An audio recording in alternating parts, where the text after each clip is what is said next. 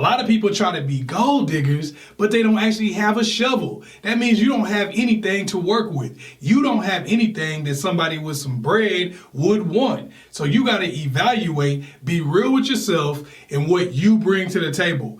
Being a gold digger means that you're operating in superficiality. So what you bring to the table has to be something that matters in a superficial world. Rule number 2 to being a gold digger is you chose this life. This is the life you chose. You chose this life. So if things don't go your way, you can't try to then play sob story and victim and try to make people feel sorry for you.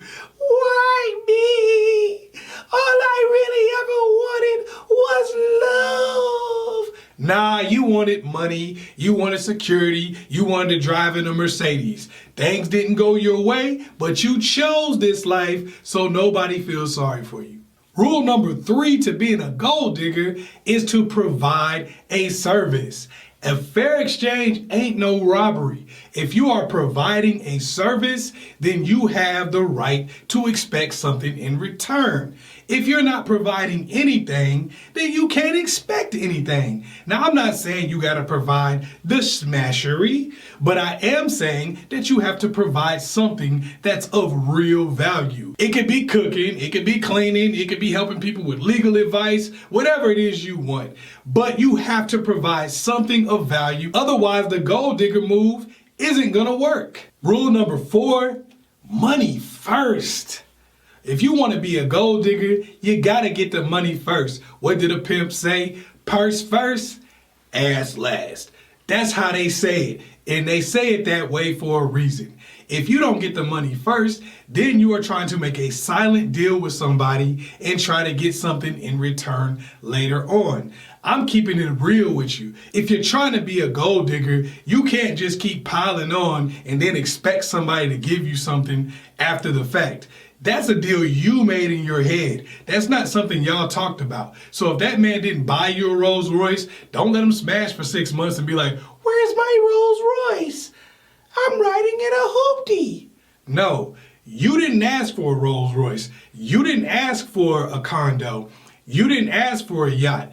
You asked for a bus pass. You asked for a dinner at Denny's, and that's what you got. Rule number 5 to being a gold digger is you gotta pick one. If you're looking for money, be about the money. If you're looking for looks, be about the looks. If you're looking for personality, be about the personality. If you're looking for faithfulness and loyalty, be about that. And maybe you can be about the other ones, but if you want to put money into that equation, you got to be about that money. You got to be about that bread. Somebody who's super good looking may not have a whole lot of money, and if they do, they probably don't want to give it to you. Somebody with a great personality who can use that to get women probably don't want to give you money, so you're probably not going to get it from them. But you will get money from somebody who has that to offer. Now, they may have all the other stuff, and that could be great, but those gotta be bonuses. If you want the money, you gotta focus on the money. Rule number 6 to being a gold digger is everybody is replaceable. If you want to be in this gold digging game, you have to understand that everybody is replaceable, even you. Even you. That means that you got to always be finding something new to go to, and you got to understand that they're going to be looking for somebody new to go to. You're going to keep getting older. Your looks are going to fade at some point, and they're going to want to replace you with somebody who is probably a younger model, since both of y'all just want the bread. So you got to understand that, so you got to think that that's going to happen. You also got to realize that just because that dude has money doesn't mean that he's the only person in the world who has money.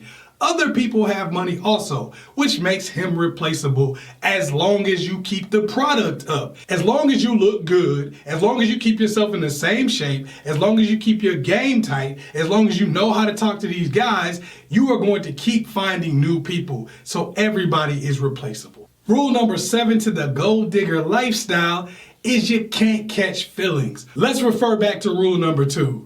You chose this life. So you can't catch feelings for somebody, then try to change the rules. I was playing you at first for the money, but now I love you. You're everything to me. If they don't feel the same way, You can't get mad. Don't start with the sob stories. Why me? Why you? Because you chose this life. You can't sit up here and catch feelings and think things are going to change. Y'all already had an arrangement. Y'all already had a system set up. You got some bread. He might have got some booty or whatever you were offering. He's happy. You need to be happy. If you're not, you need to move on. The fact that you caught feelings doesn't change the situation. So catching feelings doesn't do anything but leave you to feel bad. The last rule to being a gold digger is you gotta have an exit strategy.